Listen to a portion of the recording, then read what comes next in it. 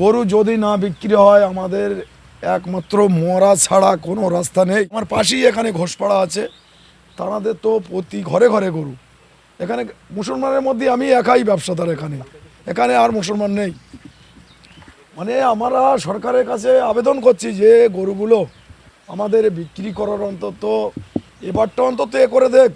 আমাদের ঈদের তো আর সময় নেই, যদিও অর্ডার দেয় সরকার এই গরুগুলো আমাদের আর 2.5-3 লাখ টাকা বিক্রি হবে না, আমরা এখন 1.5 লাখ টাকা করে হলি 1,20,000 করে হলি গরুগুলো বিক্রি করে দেবো। আমার এরকম পরিস্থিতি আছে, আমরা যে গরুগুলো খাওয়া দেবো সেরকম পরিস্থিতি নেই। আর আমরা কুরবানি হয়ে গেলে গরুর কোনো হালে খাওয়া দিতে পারবো না। আমার ভুসির দোকানে 5 লক্ষ টাকা দেনা আছে।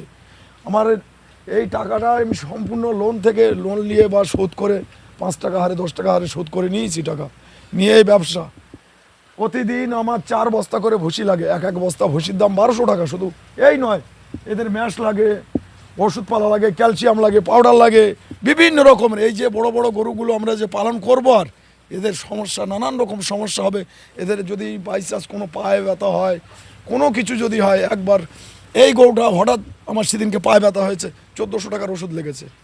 বড় বড় গরু, ভারী গরু, এদের রাখার কোনো হালে আমাদের আর নেই, সমর্থ নেই একেবারে। তো সোনার বাংলা বলে তো গরিব মানুষের পেটে লাথি মেরেছে, সোনার বাংলা বলে গরিব মানুষের পেটে তো লাথি মেরেছে।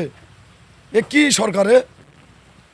আপনারা দেখেন আমার ঘরে যে ভুসিগুলো ঢেলা আছে, 45 বস্তা করে ভুসি 10 দিন 12 দিন করে হয়। আপনারা আসেন দেখেন ভুসিগুলো। বর্তমানে এখন সরকারের কাছে আমাদের এইটাই দাবি, যারা আমরা তো প্রথম কথা হচ্ছে আমরা এই গরুগুলো নিয়ে আসি, এদের 1 বছর করে দুধ হয়। দুধ হবার পরে টোটালে আর দুধ এদের হয় না, কোনো হালে বাচ্চা দেবে না এরা। আর আমরা যে এদের রেখে দেবো, রাখারও কোনো পরিস্থিতি নেই। এদের রেখে দিলে এবারে গরু সব শরীর খারাপ হবে, নানান রকম।